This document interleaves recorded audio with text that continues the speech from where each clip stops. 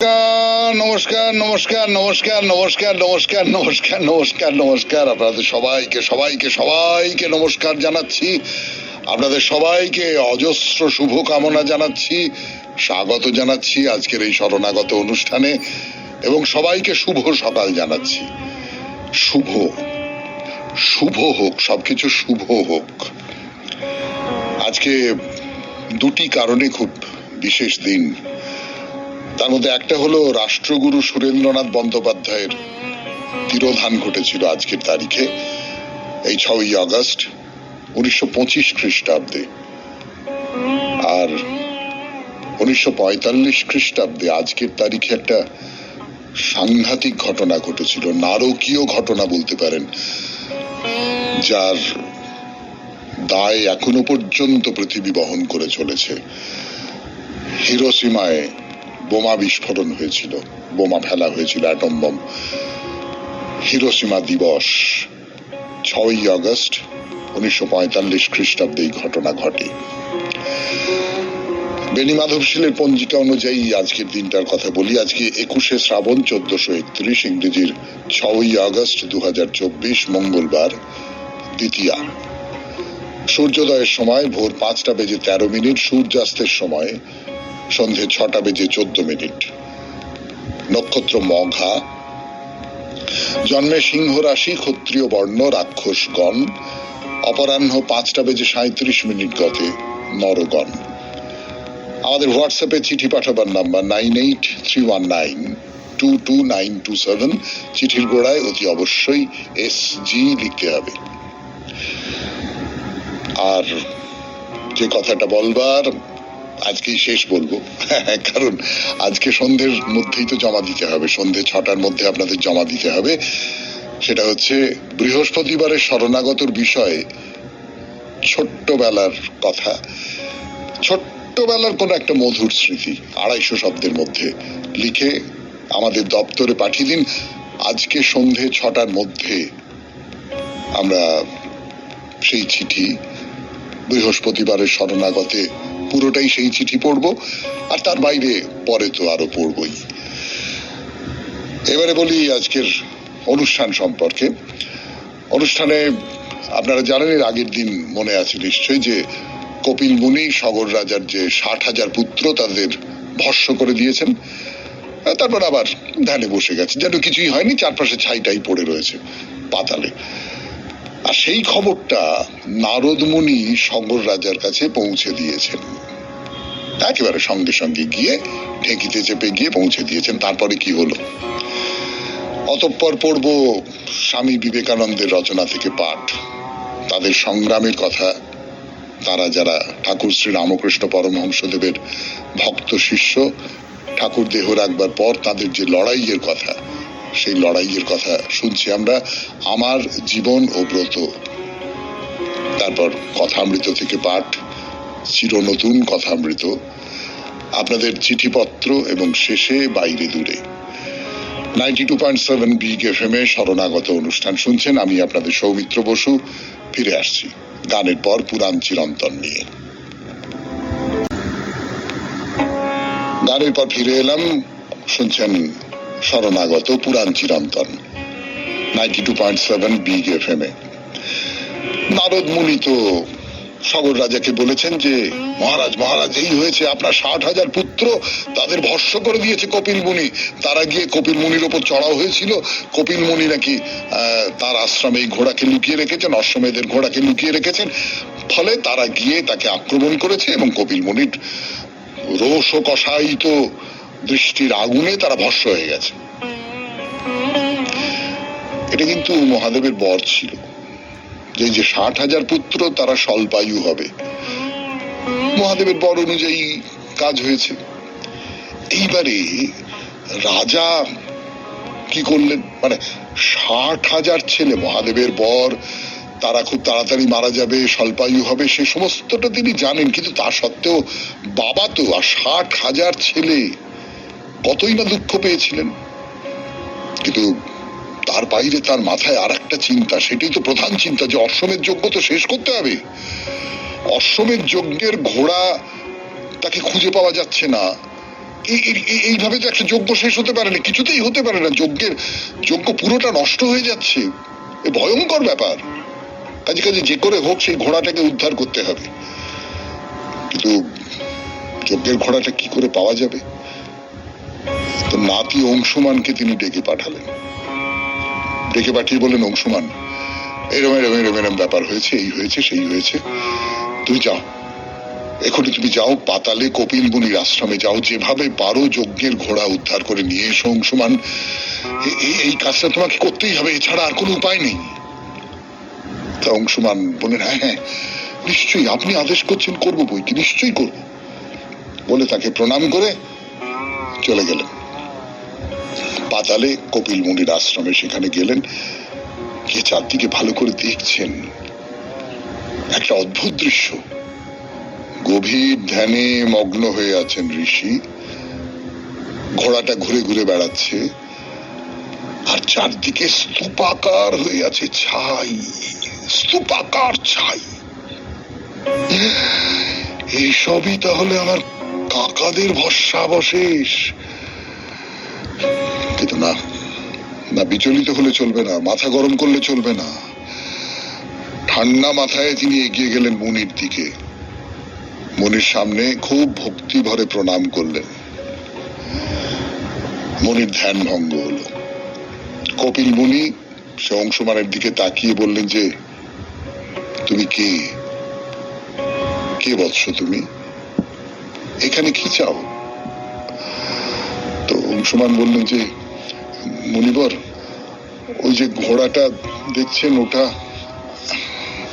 আমার ঠাকুরদা সগর রাজা, তার অশ্বমেধ যজ্ঞের ঘোড়া। ওকে না নিয়ে গেলে তো অশ্বমেধ যজ্ঞ সমাপ্ত করা যাচ্ছে না। ওই ঘোড়া তো এখন আপনার কাছে আছে, আপনার আশ্রয়ে, আপনি যদি অনুমতি দেন তাহলে ঘোড়াটিকে নিয়ে যেতে পারি। শুনছেন অংশুমান আর কপিল মুনির কথা। কপিল মুনিকে অংশুমান এই কথা বললেন। তারপরে কি হলো একটু গান শুনুন, তারপরে ফিরে আসছি। আমি আপনাদের সৌমিত্র বসু। শুনছেন পুরাণ চিরন্তন 92.7 বিগ এফএম এ শরণাগত অনুষ্ঠানে। যা বলছিলাম আপনাদের গানের আগে, 92.7 বিগ এফএম এ শরণাগত অনুষ্ঠানে অংশুমান তো খুব বিনয়ের সঙ্গে, খুব কাঁচুমাচু হয়ে হাত টাত কচলে কপিল মুনিকে বললেন যে, এই ঘোড়াটা তো যদি আপনি অনুমতি করেন তাহলে নিয়ে যাই। তো কপিল মুনি বললেন, হ্যাঁ, তো তোমাদের ঘোড়া, তোমাদের ব্যাপার, তোমরা নিয়ে যাও, তো বাধা দিচ্ছে কি, যাও যাও যাও যাও নিয়ে যাও। তখন অংশুমান বললেন যে, আমার আরো একটি নিবেদন আছে আপনার কাছে। তোমাকে দেখে আমার পছন্দ হয়েছে, তুমি ভালো ছেলে, বলো কি চাও বলো। মানে এই যে চারদিকে ছড়িয়ে ছিটিয়ে সব ছাই দেখছেন, এগুলো আমার কাকার দেহাবশেষ, তাদের ছাই করে দিয়েছেন আপনি, যদি দয়া করে আপনি এদের বাঁচিয়ে দেন। তো কপিল মুনি বললেন, এই তো মুশকিলে ফেললে, সে তো আর আমার হাতে নেই। আচ্ছা তুমি একটা কাজ করো, তুমি এদের উদ্দেশ্যে তর্পণ করো, তর্পণ করো, তাহলেই এরা সব জীবিত হয়ে উঠবে। তো অংশুমান বলছেন যে, তর্পণ করার মতো জল কোথায় পাবো, এখানে তো কোনো জলাধার দেখছি না, বা নদী দেখছি না, পুকুর দেখছি না কিছু।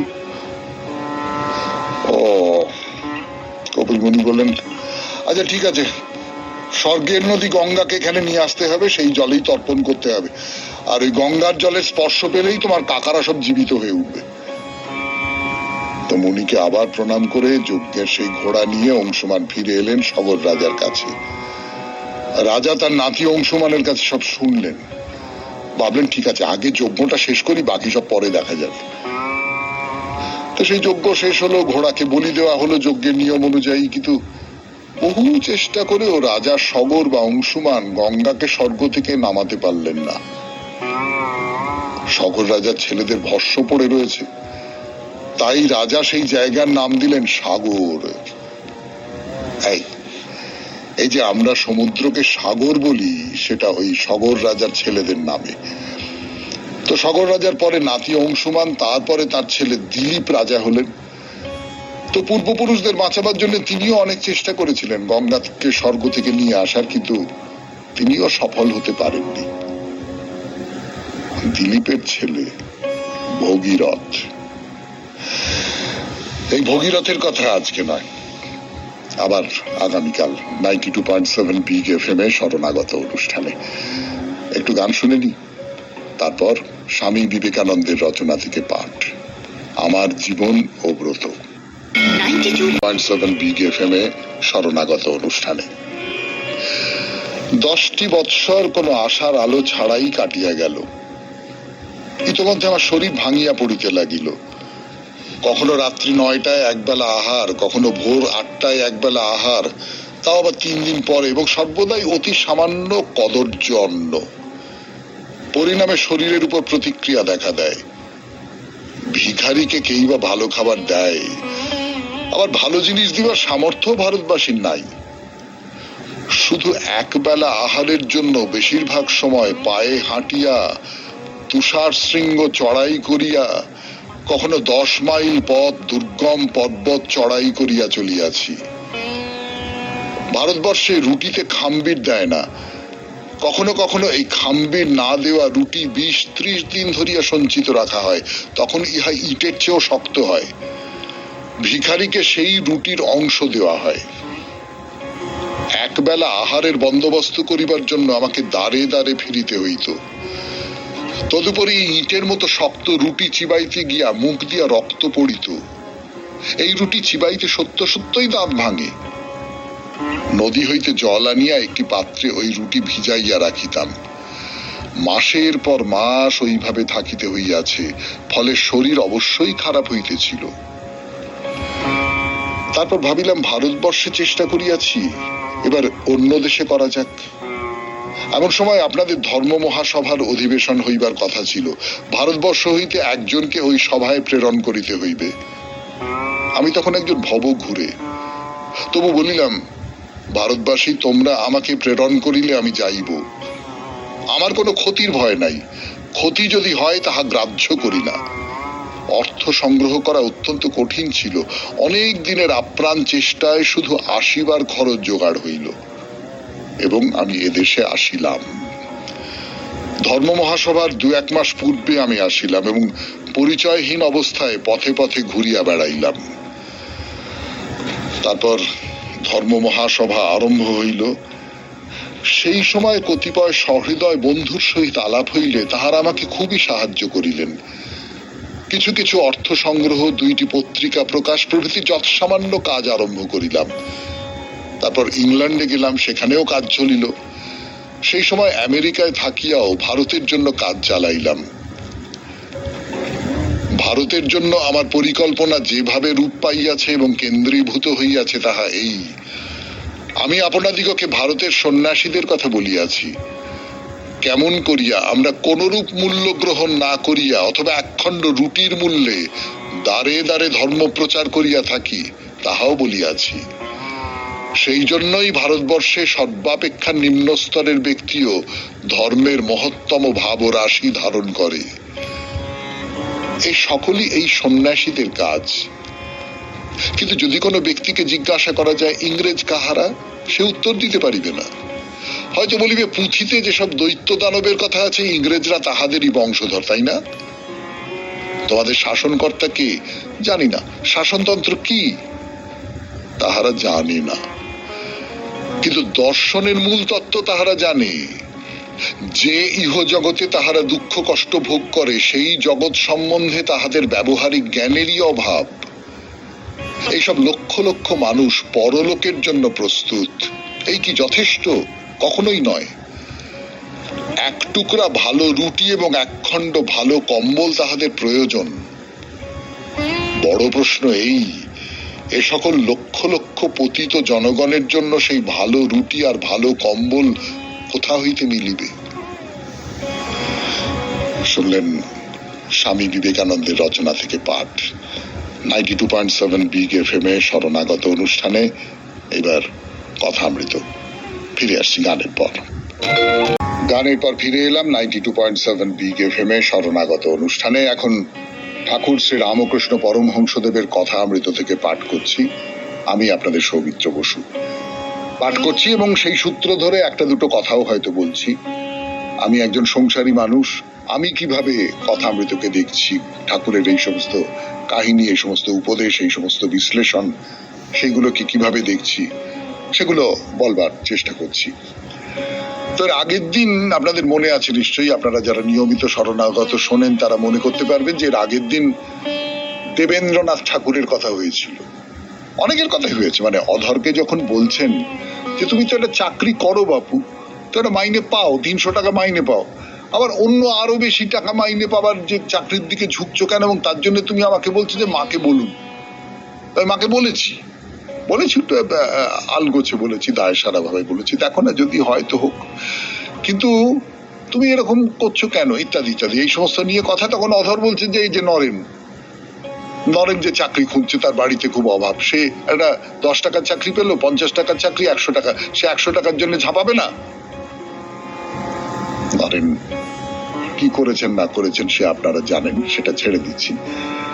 তারপরে দেবেন্দ্রনাথ ঠাকুরের কথা উঠেছে যে ত্যাগী মানুষ কে কে আছেন। ঠাকুর নিজে প্রচুর ত্যাগ করেছেন, তাকে তালুক লিখে দেবেন বলেছিলেন মধুর বাবু। ঠাকুর বলেছেন না, আমি একদম খবরদার দেবেন আমাকে অসুস্থ। তো ত্যাগী মানুষের কথার সূত্র ধরে দেবেন্দ্রনাথ ঠাকুরের কথা উঠে পড়েছে। তো ঠাকুর বলছেন যে না, ও তো প্রচুর ভোগ করেছে। সত্যি দেবেন্দ্রনাথ ঠাকুর প্রচুর ভোগ করেছেন, করার পর তার চৈতন্য হয়েছে কোনো একটা ঘটনার সূত্র ধরে, এবং তিনি ওই রকম মহর্ষি হয়ে গেছেন। কিন্তু ঠাকুর বলছেন যে আমি ওর বাড়িতে গিয়েছিলাম, তো ওর প্রচুর ছেলে মেয়ে। আপনারা সকলেই জানেন যে দেবেন্দ্রনাথের অনেকগুলি সন্তান, প্রচুর ছেলে মেয়ে। তো এত সব করবার পরেও যদি তার ভোগের নিবৃত্তি না ঘটে, সেই ঈশ্বরের দিকে না যায়, তাহলে তো লোকে তাকে গালাগাল করবে গো। তারপরে আরো একটা কথা বলছেন যে নিরঞ্জন বলছেন যে দ্বারকানাথ ঠাকুরের ধার উনি সব শোধ করেছিলেন। বাবা দ্বারকানাথের যা ধার ছিল সেগুলো দেবেন্দ্রনাথ শোধ করেছিলেন, একেবারে সমস্তটা দিয়ে শোধ করেছিলেন। তো ঠাকুর বলছেন আরে রেখে দে ওসব কথা, আর জ্বালাসনি। ক্ষমতা থেকেও যে বাপের ধার শোধ করে না, সে কি আর মানুষ? তাহলে এই যে সংসারের যে দায়িত্বগুলো, সেই দায়িত্বগুলোকে অগ্রাহ্য করার কথা ঠাকুর কিন্তু বলছেন না। ভেবে দেখুন, ঠাকুর কিন্তু অধরকে কথা বলার সূত্র ধরে যে কথাবার্তাগুলো উঠে পড়লো, তার ভেতর থেকে ঠাকুরের একটা মনোভাব খুব স্পষ্টভাবে, খুব চমৎকার করে বেরিয়ে আসে। দুটি উদাহরণ আমাদের সামনে আছে। একজন হচ্ছেন নরেন্দ্রনাথ দত্ত, পরে স্বামী বিবেকানন্দ হবেন, আর আরেকজন হচ্ছেন দেবেন্দ্রনাথ ঠাকুর। বলবো এই নিয়ে 2-4টে কথা বলবো আমার যা মনে হচ্ছে গানের পর। 92.7 বিগ FM এ শুনছেন শরণাগত, এখন কথা অমৃত। ফিরে এলাম, যে কথা বলছিলাম আপনাদের, যে দুজনের কথা উঠে পড়েছে। একজন হচ্ছেন স্বামী বিবেকানন্দ, আর একজন হচ্ছেন দেবেন্দ্রনাথ ঠাকুর। ঠাকুর শ্রী রামকৃষ্ণ পরমহংসদেব কি বলছেন যে হ্যাঁ, নরেনকে তো চাকরি করতে হবে, তার কারণ নরেনের মা আছে, তার ভাইয়েরা আছে, বাবা প্রচুর টাকা পয়সা ধার ধর রেখে প্রায় নিঃস্ব অবস্থায় মারা গেছেন। প্রচুর রোজগার করেছেন, প্রচুর খরচা করেছেন, প্রচুর দাম দান করেছেন, ব্যাস মারা গেছেন, কিচ্ছু নেই, সংসার ফাঁকা। নরেনকে তো তার দায়িত্ব নিতে হবে, এবং স্বামী বিবেকানন্দ কিন্তু সেই দায়িত্ব, তার সংসারের দায়িত্ব কিন্তু পালন করে গেছেন। সন্ন্যাসী হয়েছেন, কিন্তু সংসারের দায়িত্ব সম্পর্কে তিনি কিন্তু খুব সচেতন ছিলেন। দেবেন্দ্রনাথ সম্পর্কে কি বলছেন যে ও তো ভোগ করেছে, ভোগ করবার পরে ত্যাগ করবে না। এবং যখন ওই কথাটা উঠলো, নিরঞ্জন বলল যে না, উনি কিন্তু বাবার সমস্ত দেনা শোধ করে। হ্যাঁ, বাবার দেনা শোধ করবে, তো ছেলে, তার ক্ষমতা আছে, সে বাবার দেনা শোধ করবে না। অর্থাৎ ঠাকুর যেটা বলছেন, তুমি ভক্ত হও, তুমি ঈশ্বরের উপাসনা করো, সবটাই করো, ঠিক, একদম ঠিক, করতেই হবে, তোমাকে করবে, কিন্তু সংসারের যে দায়গুলো, যে দায়গুলোর উপরে তোমার আত্মীয় স্বজন, তোমার নিকট জনেরা ভর করে আছে, ভরসা করে আছে, সেই দায়গুলোকে তুমি অস্বীকার করতে পারো না। আমি সন্ন্যাসী হয়ে গেছি, আমি সংসারের আর কিছু জানি না, তোমরা মর্গে যাও, এইটা তুমি বলতে পারো না। ঠাকুর অন্তত এটা করতে বলছেন না, কিছুতেই বলছেন না। বলে যেটা বলছেন সেটা হচ্ছে যে তবে সংসারীরা একেবারে ডুবে থাকে তাদের তুলনায় খুব ভালো, তাদের শিক্ষা হবে। দেবেন্দ্রনাথ সম্পর্কে বলছেন যে সংসারীরা একেবারে যে পার্থিবতা, যে জাগতিকতা, যে বিষয়, যে কামিনী কাঞ্চন, এই সমস্তর মধ্যে ডুবে থাকে, তার বাইরে আর কিছু ভাবে না। আর দেবেন্দ্রনাথ ঠাকুর কি করছেন? তার বাইরে ভাবছেন, কিন্তু এইটাকেও অস্বীকার করছেন না, মানে মাটিটাকেও অস্বীকার করছেন না, কিন্তু তার মনের মধ্যে কোথাও একটা আকাশ বেঁচে আছে, সেই আকাশটাকে তিনি বাঁচিয়ে রাখছেন, সেই আকাশের দিকে দুহাত বাড়িয়ে দিচ্ছেন, কিন্তু মাটিতেও পাটা রেখে দিয়েছেন। সেইটাকে তিনি একেবারে অস্বীকার করছেন না, সেইটাকে অস্বীকার করাটা অমানবিকতা। ঠাকুর অন্তত এইরকম করে দেখছেন। কি বলছেন? বলছেন ঠিক ঠিক ত্যাগী ভক্ত আর সংসার ভক্ত অনেক তফাৎ। ঠিক ঠিক সন্ন্যাসী, ঠিক ঠিক ত্যাগী ভক্ত মৌমাছির মতো। মৌমাছি ফুল বই আর কিছুতে বসবে না, মধু পান বই আর কিছু পান করবে না। সংসারী ভক্ত অন্য মাছির মতো, সন্দেশে বসছে আবার পচা ঘায়েও বসছে, বেশ ঈশ্বর ভাবেতে রয়েছে, আবার কামিনী কাঞ্চন লইয়ে মত্ত হয়। শুনছেন 92.7 বিগ এফএম এ শরণাগত অনুষ্ঠানে কথা অমৃত থেকে পাঠ করছি আমি আপনাদের সৌমিত্র বসু। ফিরে আসছি গানের পর আরো পাঠ করবার জন্য। সংসারী লোকের কথা বলছেন ঠাকুর। কি বলছেন? যে সংসারী লোক সন্দেশেও বসে আবার গুয়েতেও বসে, সে খারাপেও বসে ভালোতেও বসে। এই ভালোতে বসবার আকাঙ্ক্ষাটা তোমার মনের ভেতরে থাকতে হবে। আমি কেবলমাত্র পাকের মধ্যেই ডুবে থাকবো এটা নয়, আমাকে পাকের মধ্যে ডুবে থাকতে হবে। আমি যখন সংসারের ভেতরে আছি তখন আমাকে পাকের মধ্যে দিয়ে হাঁটতে হবে, কিছু করার নেই। কিন্তু এই যেটাকে বলছিলাম, আমার মাথার মধ্যে, আমার মনের ভেতরে, আমার চেতনার ভেতরে, আমার ইচ্ছার ভেতরে যেন ওই আকাশটা বেঁচে থাকে, ওই ঈশ্বরের আকাশ, সেইটা যেন বেঁচে থাকে। বলছেন অসামান্য উপমা ব্যবহার করেন তো ঠাকুর। বলছেন ঠিক ঠিক ত্যাগী ভক্ত চাতকের মতো। চাতক সাতী নক্ষত্রের মেঘের জল বই আর কিছু খাবে না, 7 সমুদ্র নদী ভরপুর সে অন্য জল খাবে না, কামিনী কাঞ্চন স্পর্শ করবে না, কামিনী কাঞ্চন কাছে রাখবে না পাছে আসক্তি হয়। কিন্তু সংসারী লোককে তাহলে চলবে না, তাকেই সবটার মধ্যে দিয়েই যেতে হবে। সেই জন্য সন্ন্যাসী হওয়ার তুলনায় সংসারী ভক্ত হওয়া অনেক বেশি কঠিন। তাই নিয়ে কথা হচ্ছে আর কি, এই ভোগ ত্যাগ এই সমস্ত নিয়ে কথা হচ্ছে। অধর নিরঞ্জন আছেন, আরো সব আছেন, মুখ্যত অধর, তার অনেকগুলো কথা মনে হচ্ছে যে পছন্দ হচ্ছে না আর কি। তা অধর বলছেন যে চৈতন্য ভোগ করেছিলেন। তো শ্রীরামকৃষ্ণ অবাক হয়ে বললেন যে কি ভোগ করেছিলেন?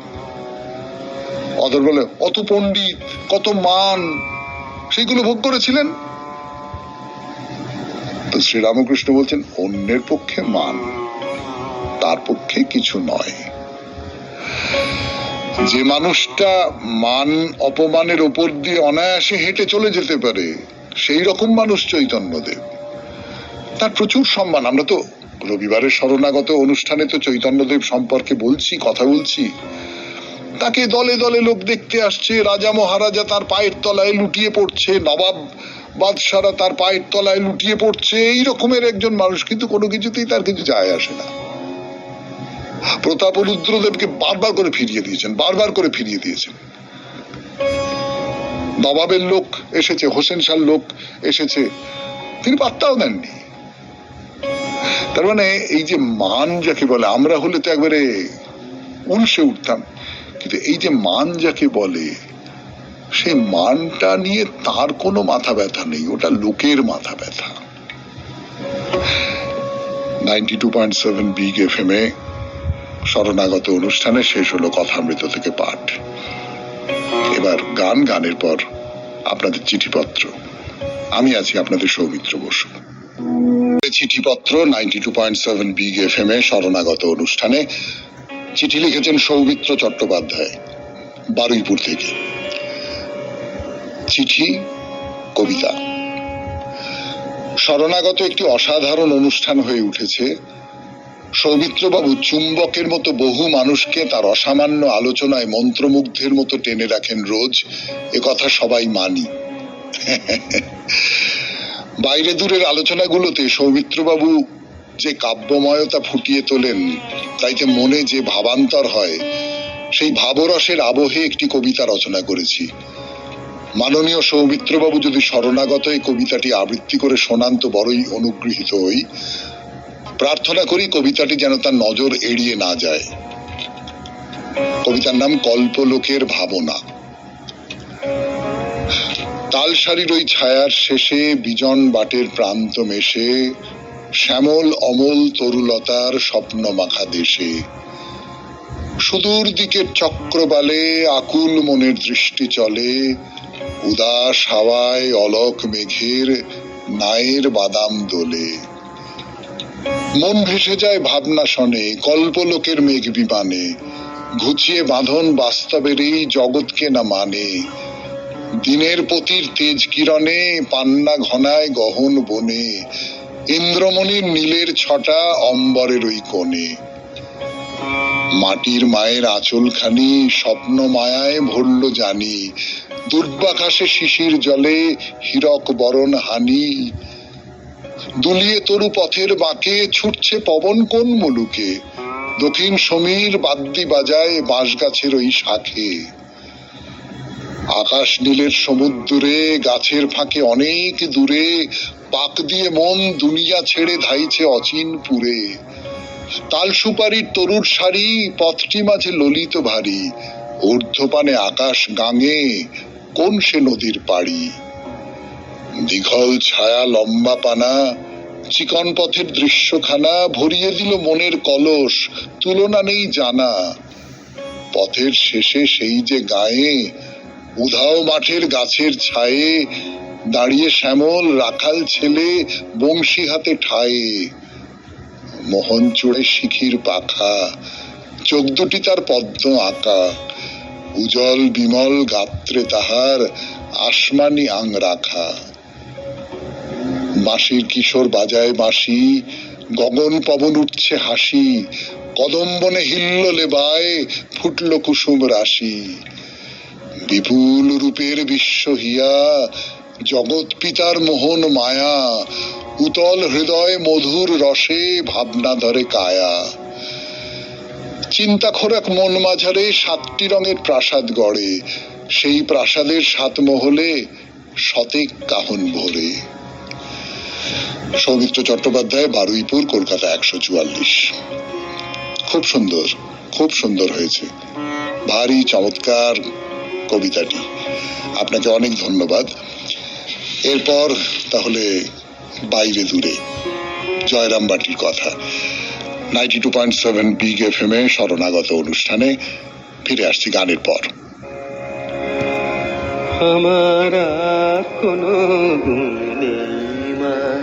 দূরে 92.7 বিগ এফএম এ শরণাগত অনুষ্ঠানে জয়রামবাটিতে আছে সারদা কানন। মা সারদার নামে এই কানন এবং তাকে ঘিরেই আবর্তিত হয়েছে এই জায়গাটা। যেন জয়রামবাটি নামে যে মফস্বল শহরটা রয়েছে, আগে তো ছিল না, ঠাকুরের সময় মা সারদার সময় ছিল না, কিন্তু এখন মফস্বল শহর, তার থেকে আলাদা হয়ে আছে দ্বীপের মতন এই সারদা কানন। সেসব ঘুরে ঘুরে দেখতে দেখতে এসে দাঁড়িয়েছে মা ত্রিমন্দিরের সামনে। মা সারদাকে নিয়ে একটি প্রদর্শনী আছে এখানে, তো সেসব তো হবে, দেখবো। কিন্তু তার আগে গতদিন যেখানে এসে শেষ করেছিলাম, আজ সেইখান থেকে শুরু করি। মা ত্রিমন্দিরের তোরণের কথা তো এর আগের দিন বলেছি আপনাদের। সেই তোরণের নিচে লোহার গেট, তার গায়ে লোহার বা টিনের পাত দিয়ে কি লেখা আছে দেখুন। আমরা যারা মা ত্রিমন্দির দর্শন করতে এসেছি তাদের পক্ষে জরুরি এই তথ্য। শ্রী শ্রী মা ত্রিমন্দির, জয়রামবাটি, বাঁকুড়া। দর্শনের সময় এপ্রিল থেকে সেপ্টেম্বর পর্যন্ত সকাল 5:30 থেকে 11:30 পর্যন্ত, বিকেলে 4টে থেকে রাত্রি 8:30। অক্টোবর থেকে মার্চ পর্যন্ত সকাল 6টা থেকে 11:30, বিকেল 3:30 থেকে 8:30। তার মানে মন্দির সকাল থেকে খোলা থাকে, দুপুরে হলো বিশ্রামের সময়, আবার বিকেল থেকে দর্শনার্থীরা আসতে পারেন। তো চলুন এবার মাতৃ মন্দিরের ভেতরে ঢুকে পড়া যাক। ভেতরটা কিন্তু ভারী সুন্দর, চমৎকার বাগান, ফুল ফুটে আছে, একটা বড় চওড়া কাঁচের শোকেসের মতো বাগানের ভেতরে, খোলা আকাশের নিচে, সেখানে স্বামী বিবেকানন্দের একটি আবক্ষ মূর্তি। এই স্বামী বিবেকানন্দই না মা শারদাকে জ্যান্ত দুর্গা বলেছিলেন। চারপাশে বড় বড় সব ফুল ফুটে আছে, বাগানের মাঝখান দিয়ে পথ চলে গেছে, সেই পথ ধরে ধরে চলুন এগিয়ে যাই। এগিয়ে যাচ্ছি আর গান শুনছি 92.7 বিগ FM এ শরণাগত অনুষ্ঠানে। কি থাকতে ইচ্ছে করছে এখানে? 92.7 বিগ FM এ শরণাগত অনুষ্ঠানে বাইরে দূরের শেষ পর্যায়ে। এই যে শ্রীরামকৃষ্ণের জন্মস্থানে তো থেকেছেন, এর মায়ের জন্মস্থানেও একটু না হয় থাকলেন। এখানকার পরিবেশটা কিরকম, একেবারে ভোরবেলা থেকে রাত্রিবেলা পর্যন্ত নিজের চোখে দেখলেন, নিজের পঞ্চেন্দ্রিয় দিয়ে অনুভব করলেন। খুব চমৎকার গেস্ট হাউস আছে এখানে। এই যে মায়ের প্রদর্শনশালা, যার নাম মাতৃ মন্দির। গেস্ট হাউসটা ছোট্ট, একতলা বাড়ি, আড়ম্বর নেই, কিন্তু খুব স্বাচ্ছন্দ্য আছে। তো গেস্ট হাউসে এসে একটু হাত পা মুখ ধুয়ে একটু পরিচ্ছন্ন হয়ে এসে দাঁড়ালেন পুণ্য পুকুরের সামনে। না না না না না, পুণ্যি পুকুর বলে একটা ব্রত আছে, ওই যাতে পুকুরের জল না শুকিয়ে যায় তার জন্য মেয়েরা করেন। তার সঙ্গে এ পুকুরের কোনো সম্পর্ক নেই। পুকুর একটু মজে গেছে এখন, সুন্দর লাল রঙের সিমেন্ট দেওয়া বাঁধানো ঘাট, সিঁড়ি নেমে গেছে জলে। সে জলে আবার আকাশ আর গাছের ছায়া পড়েছে। জলের ঠান্ডা মাখা হাওয়া আপনার সারা অঙ্গে আদর করে হাত বুলিয়ে দেবে। তবে একটা কথা, সারদা কাননের ভেতরে আছে বলে ভাববেন না এই পুকুরে সাধারণ মানুষের প্রবেশ নিষেধ। বাইরের মানুষজন দিব্যি ভেতরে আসছেন, এই পুকুরকে ব্যবহার করছেন। আমার তো মনে হয় এটাই ঠিক। মানুষকে যদি কোনো একটা জায়গার সঙ্গে মিলিয়ে দেওয়া যায়, তাহলে সন্দেহ বা বিচ্ছিন্নতা ঢুকতে পারে না, তাই না? তো পুকুর দেখা হলো, এবার চলুন একটা টোটো ধরে চারপাশটা একটু ঘুরে দেখে নেওয়া যাক। বলে রাখি, প্রথমে আবার একটা পুকুর, হ্যাঁ, পুণ্য পুকুরের পরে আর একটা পুকুর, এর নাম তাল পুকুর। এই পুকুরেও মা পুজো করতে আসতেন। স্নান করে সিংহবাহিনীর মন্দিরে পুজো দিতে যেতেন। সেই পুকুরের কথা বলবো, কিন্তু আজকে তো আর সময় নেই। আজকে তো এখানেই অনুষ্ঠান শেষ করতে হবে। আর শেষের আগে মনে করিয়ে দিতে হবে আমাদের হোয়াটসঅ্যাপ নাম্বার 9831922927। চিঠির গোড়ায় অতি অবশ্যই SG। এবং আজকেই শেষ দিন, আজকে সন্ধে 6টার মধ্যে আপনাকে লিখে দিতে হবে ছোট্টবেলার কথা আগামী বৃহস্পতিবারে শরণাগত অনুষ্ঠানের জন্য। কবিতা, তাই তো? তোরে আমি রচিয়াছি রেখায় রেখায়, লেখনীর নটন লেখায়। নির্বাকের গুহা হতে আনিয়াছি নিখিলের কাছাকাছি। যে সংসারে হতেছে বিচার নিন্দা প্রশংসার, এই আস্পর্ধার তরে আছে কি নালিশ তোর রচয়িতা আমার উপরে? অব্যক্ত আছিলি যবে, বিশ্বের বিচিত্র রূপ চলেছিল নানা কলরবে, নানা ছন্দে লয়ে সৃজনে প্রলয়ে। অপেক্ষা করিয়াছিলি শূন্যে শূন্যে, কবে কোন গুণী নিঃশব্দ ক্রন্দন তোর শুনি সীমায় বাঁধিবে তোরে সাদায় কালোয় আধারে আলোয়। পথে আমি চলেছিনু, তোর আবেদন করিল ভেদন নাস্তিত্বের মহা অন্তরাল। পরশিল মোর ভাল চুপে চুপে অর্ধস্ফুট স্বপ্ন মূর্তি রূপে। অমূর্ত সাগর তীরে রেখার আলেখ্য লোকে আনিয়াছি তোকে। ব্যথা কি কোথাও বাজে মূর্তির মর্মের মাঝে? সুষমার অন্যথায় ছন্দ কি লজ্জিত হলো অস্তিত্বের সত্য মর্যাদায়? যদি তাই বা হয়, নাই ভয়, প্রকাশের ভ্রম কোনো চিরদিন রবে না কখনো। রূপের মরণ ত্রুটি আপনি যাবে টুটি আপনারই ভারে।